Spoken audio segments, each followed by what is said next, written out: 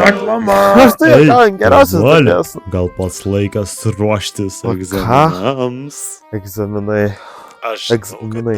Kažką užsuk į akademiją. Jo, egzaminai. Dėl egzaminų dabar šį biškį yra šakės. Oi, reikia pakalbėti apie tai.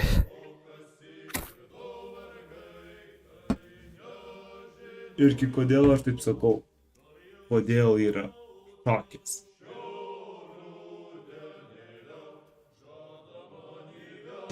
Tai aš dabar čia kalbu apie dabartinius 11-12, kurie rašys egzaminus ir ateities, nes čia jiems irgi tai galioja. Tai pirmiausia, egzaminų pasikeitimas. Aš daugiausiai kalbėsiu apie matematikos egzaminą, nes aš ten daugiausiai kiek ir suprantu, kitur irgi ten nesąmonės vyksta, bet tiksliai nežinau kaip ten tiksliai. Tai gerai, tai va čia yra iš NŠA paskelbtos būtent kaip dabar veikia tie egzaminai, nes jie dabar yra perskirti į dvi dalis, kas aš manau yra labai neprotinga ir aš paaiškinsiu kodėl, bet va čia yra tie pagrindai. Tai egzaminas dabar pasikeitė į dvi dalis. Tai pirma, va čia yra 11 klasėje, tai 3 gimnazijos klasėje ir jis yra elektroninis. Tai būtent kaip pupas ar panašiai, kad ten tiesiog dirbam prie kompiuterių, parašai atsakymą ir ten iš karto gauni atsakymus, man atrodo. O antra dalis 12 klasėje labai panašus kaip anksčiau būdavo egzaminas, tiesiog man atrodo ten šiek tiek supaprastintas, bet vis vien, ant popieriaus rašomas. Bet va čia dabar atsiranda toks biškis skirtumas. Va čia iš šitų dviejų egzaminų gaunama iš viso 100 taškų. 40 iš pirmos dalies ir 60 iš antros dalies. Tai iš viso 100 taškų. Bet, kad išlaikyti egzaminą iš viso, kad būtų išlaikoma, tu turi surinkti 35 procentus. Arba 35 taškus. Čia pakankamai paprastai. 35 procentai gal netrodo daug, nes, ketvirtas mokyklai buvo teigiamas, tai 35 procentai irgi kaip ir yra ketvirtas. Bet visais praeitais kartais, va čia yra balų lentelė kaip veikdavo. Ir čia, jeigu pastebėsite, reikia surinkti 10 taškų, kad gautume įvertinimą. 16 procentų. Čia yra tas išlaikymo riba. Anksčiau buvo 60 taškų. Ir jeigu surinki nors 10 taškų, ir išlaikai. Tai čia ir viskas, tai ir normaliai. Jeigu įsitrauktume skaičiuotuvą, čia visai kietai toks yra. Tai jeigu pažiūrėtume, tai mums reikėtų surinkti 10 iš 60 taškų, tai čia yra 0,16 procentų. Bet jeigu atsimenat, kaip dabar yra, dabar reikia surinkti 35 procentų. Tai anksčiau reikėjo surinkti 16 procentų, kad išlaikyti, dabar 35. Čia beveik 20 procentų pakelimas. Čia, man atrodo, yra biški nesąmonė. Ir kas yra su sena sistema, čia jeigu pažiūrėsite 2022 metais, trečdalis abiturientų neišlaikė matematikos egzamino. Kai reikėjo surinkti 16 procentų, dabar reikia surinkti 35. Tai aš neįsivaizduoju, kas čia dabar bus, bet aš manau tikrai nėra gerai. Tada pati ta sistema. Aš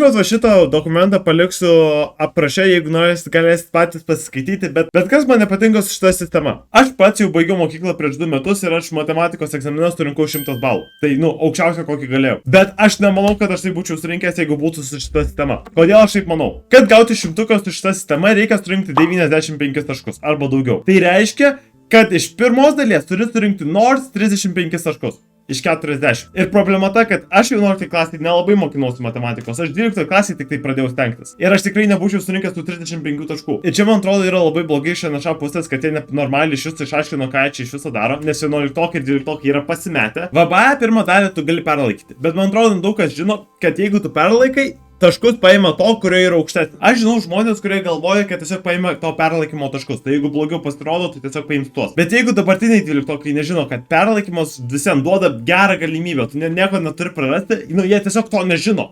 Tai aš irgi čia būsiu ir nežinojęs. Ir tada į antrą dalį aš eičiau žinodamas, kad aš tikrai negaliu surinkti 100. Tai aš tiesiog netaip stengčiausi. Ir gal Lietuvai nėra tokio didelio skirtumo, ar ten mokinys surinka 100, ar ten surinka kokio 80, visiems išlaikęs. Tai gal jiems nėra taip svarbu. Bet jeigu norim geresnių vidurkių ten Europoje ir panašiai, tai šita sistema, man atrodo, tiesiog tik tai blogina tą situaciją. Čia aš kaip pasigirstu, aš surinkau ir kelius daugiau 100, kad aš dar susitikau su Vilniaus meru toks. Visai kietos. Bet tokie pokyčiai gal ir yra geras dalykas, nes švietimo sistema tikrai nėra pati geriausia ir ją reikia keisti, bet man atrodo, nereikia taip staigiai visko daryti. Nes ne tik egzaminą pakeitė į 2 dalis, bet ir visą struktūrą būtent pakeitė mokykloje. Bet ta idėja, kad 11 klasėje turi būti egzaminai, pakeitė būtent mokyklos programą, būtent kai kurių dalykų programą. Tai mokiniai ir mokytojai tiesiog neturėjo vadovėlių iš ko mokintis ir tada jiems per egzaminą tai buvo duota. kas buvo tiesiog visiška nesąmonė. Gal dabar situacija šiek tiek geresnė, bet vis vien. Visas šitas tai pradėjo staiga keistis, ten švietimo ministerijoje kažkokios nesąmonės vyko ir niekas nežinojo, kas iš tikrųjų čia nutiks. Ar tie egzaminai iš viso bus verti kažko tai, ar ne, tiesiog buvom pasimetę. Ir čia dar vienas dalykas, kas man atrodo šiek tiek keista, aš nesu tikras, ar taip yra iš tikrųjų, bet dabar 11 klasėje, kai tu pasirinkti tos savo dalykus, kuriuos nori mokintis, tu jau tada turi žinoti, kokius egzaminus tu imi. Tu negali, man atrodo, keistis, tiesiog pasirinki ir tada tie egzaminai ir bus tau po ir tais metais, ir kitais. Nu nes pagalvokime, gerai. 11 klasėje, kas tau ten svarbiausia? Kokį žaislą gal įsirinksi žaislų planetoje ir ką, aš net nežinau. Dabar rinktis egzaminą. Ką paskui prašys? Rinkti savo vaikui vardą, ten jau turėti tada vaikų. Kodėl taip ankstiname viską? 12 klasė ir taip buvo sunku įsirinkti, dabar 11. Aš pasiduodu. Bet tas matematikos egzamino pasunkinimas tikrai nepadės, nes bet kokį universitetą, kurį nori eiti, ar kolegiją, ar kažką, tai visiems greičiausiai reikalaus matematikos. Ir jeigu tu jos neišlaikai, tiesiog durys susidaro, eik ten dirbti kažkur statybose. Ir aš primenu, su praeita sistema buvo, kad trečdalis Lietuvos neišlaikė. Dabar su pasunkinta sistema gali būti dar blogiau. Bet dabar netikėtas toks dalykas. Aš esu mokytojas. Žinau, biški nesąmonė, nesitik. Va, tačiau įsidėsime. Gal dabar tikriau, gal dabar aš atrodo kaip mokytojas, nežinau. Su mokytojo profesija irgi dabar yra biški problemų. Nelabai kas nori jais būti. Va ir todėl paimam tokius žmonės kaip aš, kurie, ką tokie daro, tai nežinau. Mokiniai atėjo pirmą kartą, pagalvojo, kad aš vienas iš mokinių. Nes jūs pažiūrėkite į mane, ar aš atrodo kaip mokytojas? Visą šitą mokytojo segmentų pabūsiu sakinys, kad atrodyčiau protingesnis. Nežinau, kodėl akiniai padaro protingesnį žmogų, bet pabūsiu. Buvo kažkokios kalbos, kad mokytojo profesija taps prestižinė. Ką tai reiškia, niekas nežino, bet visiems taip nebus. Nes mokytojo profesija nuo 2025 metų netaps prestižinė. Aš net nežinau, ką tai būtų padarę, bet visiems. Mes to negaunam. Bet man atrodo yra šiek tiek kitas dalykas, kodėl žmonės nenori tapti mokytojais, nes vienas dalykas, dabar įsivaizduok, esate kažkoks žmogus, jūs norite tapti mokytoju, tampat mokytoju, uždės sakinius, nežinau ką tai padaro, bet taps sakiniais. Tu gauni kažkokį atlyginimą kaip mokytojas, jis nėra blogiausias, šiek tiek didesnis negu minimalus, nėra pats blogiausias. Praeina 20 metų. 20 metų praleidi mokykloje, mokindamas, bet tavo atlyginimas nekyla su patirtimi. Jis kyla, jeigu ten nusprendė, kad vyriausybė, kad šiek tiek daugiau pinigų reikia. O tada kažkoks čiuvakas, pavyzdžiui, aš irgi ateinu, nieko nesimokinęs, nieko ten 20 metų nepraleidęs, aš gaunu tą patį atlyginimą. Ar tai yra sąžininga ar ne, jums nuspręsti, visiems mokiname tos pačius mokinius, leidžiame tiek pat laiko, bet visiems. 20 metų praleidi, bet tu gauni tiek pat, kiek žmogus, kuris nieko nepraleidęs. Tu jokio paaukštinimo negausi, nes mokytojas tai tokia ir yra profesija. Man tai yra gerai, kad aš gaunu tokį patį atlyginimą, bet tiesiog iš kitų pusės atrodo, kad tai yra šiek tiek nesąžininga, bet gal čia man taip atrodo. Tada kitas dalykas. Mokiniai. Tikrai yra daugiau žmonių, kurie nenori mokintis, palyginus tais, kurie nori. Ir tada būna tokia, kad tu tampi ne mokytojas, o auklė šiek tiek. Aš dar kažkokią bendrą kalbą surandu su mokiniais, nes aš ten jaunesnis keliais metais, bet mokytojai, kurie ten yra virš 20 metų senesni, 30, jiems tikrai, man atrodo, yra sunkiau su jais susikalbėti. Ir tada kitas dalykas - atsiskaitimai. Visiems, kiekviena pamoka turi turėti kažkokius atsiskaitimus ir mokytojai turi ten susigalvoti, kažkur susirasti, kažką pasidaryti. Ir tada dar turi juos vertinti. Ir tai neįeina į atlyginimą. Tu, jeigu juos vertini namuose, niekam nerūpi, tai neįeina į tavo atlyginimą. Daryk, ką nori. Bet mokiniams reikia pažymių, tai jeigu ne taip, tai kažkaip kitaip turi susigalvoti. Aš tai mokinu informatiką, ten nėra pats blogiausias dalykas ten vertinti ir panašiai. Bet, pavyzdžiui, lietuvių kalbos mokytojai, matematikos, ten yra labai daug darbo. Ir tie atsiskaitimai yra pakankamai dažni. Tai kiek daug darbo prisideda, kur tau tiesiog niekas nemoka. Ir tada greičiausiai blogiausias dalykas, kodėl aš nelabai norėčiau tęsti būti mokytoju, kiek daug dalykų reikia daryti už pamokų. Ne tik mokinti, bet ir pasirašinėti, klausytis visokių mokymų, kurie yra svarbus. Tai sakau, niekas nemoka už tai, kad pasiklausai. Tada pasirašyk, kad pasiklausai, tada žiūrėt, ką rašo tau ir būtinai atsakyti, jeigu tai yra svarbu. Derinti su mokiniu, kad jis sutvarkytų savo blogą pažymį kažkaip. Dar pasirašinėti, nes dar nepasirašym pakankamai. Ir viskas dar patrigubėja, jeigu esi auklėtojas. Tai nežinau. Ir laikai keičiasi, nes dabar atėjo vienas toks visai įdomus dalykas. Dirbtinis intelektas. Ir čia nėra ta problema, kad mokiniai kartais naudojasi, ten kažkaip tai susižiūri. Tas jau neišvengiama. Bet man, pavyzdžiui, problema, kad NŠA ir vadovėliai naudoja tiesiog dirbtinį intelektą kurti nuotraukas. Visai linksmu naudoti dirbtinį intelektą, kad sukurtų kažkokias nuotraukas. Pavyzdžiui, pagal jį aš atrodo taip. Pagal dirbtinį intelektą, čia yra mokytojų sunkumai. Daug kavos geria, visi pieštukai padrožti. Aha. Daug popierių sukrapštytų. Tada jau paišymai ant sienos, jo, mokiniai, alio, galit baigti paišyti ant sienos. Yra lenta, aš sutinku. Ir laikas šiek tiek po 4. Šiaip darbo laikas turėtų pagrindas, kad tada baigtas mokytojams. Tai jis dar čia po pamokų sėdi, nu tai dar blogiau. Aš parašiau sukurk Ignotos cool nuotrauką. Ir vis tiek mokytojo, kodėl mokytojas? Ir kodėl vėl ant sienos? Šiaip visai tiksliai laikrodį, čia aš dar visai nustebęs, čia visai kietai. Atsiprašau, tačiau kaip dirbtinio intelekto kalbos modelis neturiu galimybės kurti arba generuoti vaizdų. O tai ką tu darai prieš tai? Tai pirmas kartas, kai buvo, kai aš pačiai pradžioje, kai pradėjau dirbti mokytojų, NŠA ten darė kažkokius susirinkimus, ten kvietimus, ten per Zoom callus, parodyti, kaip vyktų šiais metais būtent visas tas procesas. Ir IT mokytojams ką pasakė? Tai mes nelabai turim jums užduočių, bet mes žinome, kad informatikos mokytojai yra kūrybingi.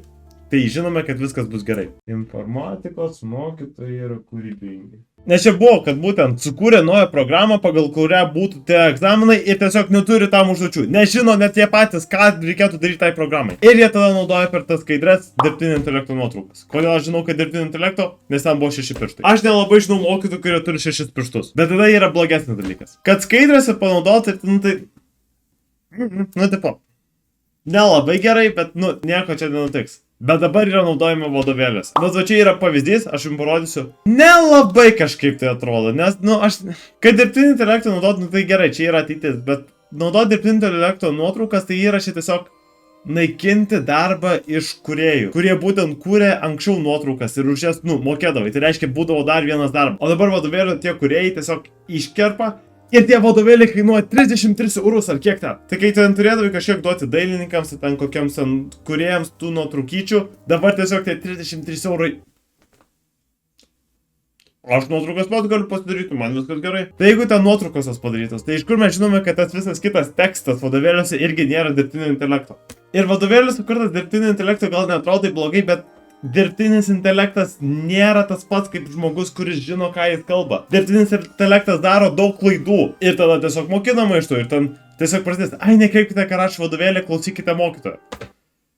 Tai kodėl vadovėlį šis tam kuriami, nu, aš nežinau, čia yra sudėtinga. Čia aš pasidarėt, kad čia šviesi lempa, aš nežinau, čia man taip skauda akis nuėjau, bet nu, gal geriau atrodo, nežinau.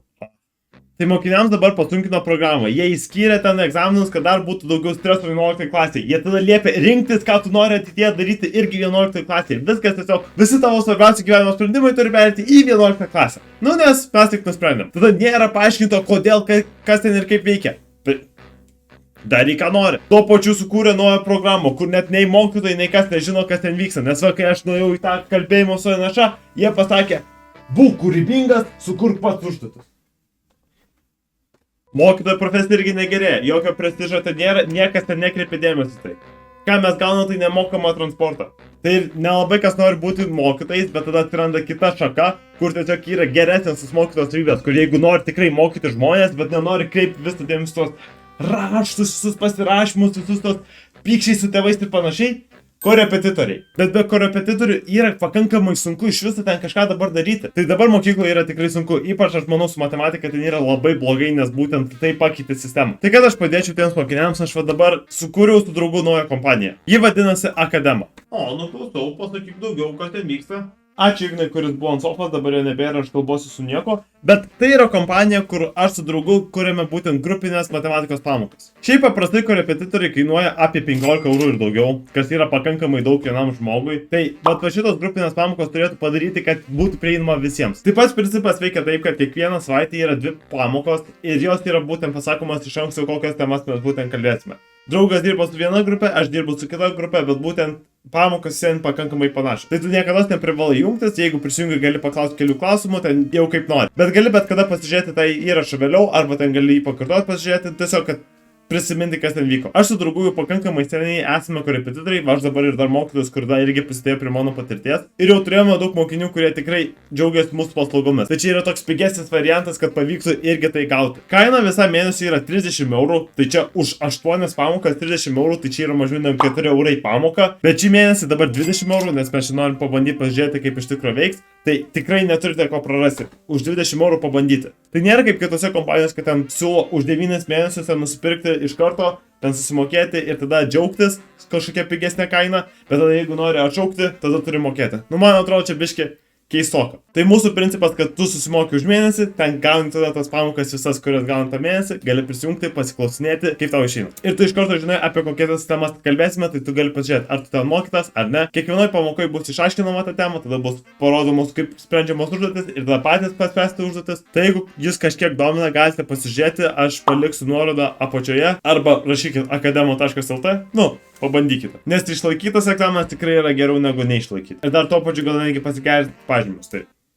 verta pabandyti. Be grupinių pamokų taip pat yra individualūs korepetitoriai ir tai yra geras būdas, bet jie yra tikrai brangesni. Ir ar rinksitės iš kompanijos, ar ten eisite žiūrėti kažkokią privačiai, pavyzdžiui, galite eiti į Facebook'o grupę korepetitoriai, ten yra daug žmonių, kurie tikrai jums galėtų padėti. Bet buvo visai neseniai vienas toks šlykštus atvejis, kurį aš noriu pasidalinti, nes čia atrodo labai tiesiog negražu. Tada čia buvo įrašas korepetitorių grupėje, kur vienas iš tėvų parašė korepetitoriui, pasidžiaugė, kad va gavo pagaliau iš matematikos teigiamą pažymį, 8, tai būtent džiugu. Ir čia, Giedrė, ačiū. Ir čia, va taip. Bet tada Digi 1, čia yra Digi klasės kažkokia ta būtent privačių korepetitorių sektorius, sukūrė va tokią reklamą. Čia būtent man atrodo darbui, kad būtent dirbti ten korepetitorių ir va tokį įdėjo nuotrauką. Kažkaip tai matyta. Kaip dėkoja, Urte, ačiū. Urte, ten buvo Giedrė, nu, gal sutapimas. Visiems panašios žinutės sutapimas. Bet gal nuotrauka. Tie patys pažymiai. Tas pats, kad muzika po to čia yra nukirpta. Vienintelis dalykas, kas pakeista, tai yra emodžis ir vardas. Tai jie vogia kitų korepetitorių tiesiog rezultatas. Šitas, man atrodo, šiek tiek šlykštu. Aš nepalaikyčiau to, čia, man atrodo, yra labai bloga praktika ir toks. Ir jeigu manote, kad čia tas pats žmogus kažkaip tai, nors ir pakeitė tiesiog vardą ir ten emodžius ir kažkaip tai saditino, pats tas autorius pasakė, kad čia yra tiesiog pavogta iš jų. Aš manau, kad čia yra labai neetiška šiaip ir tiesiog yra vagystė. Bet visiems pasirinkimas yra jūsų. Ar jūs rinksitės ten privačius korepetitorius, ar rinksitės kažkokias kompanijas visiems. Čia nuo jūsų priklauso ir tikrai gali jums visi padėti. Čia jau kur susirasti ten ir bus. Bet gal kažkokie pasikeitimai bus, gal sutvarkys. Bet to laiko.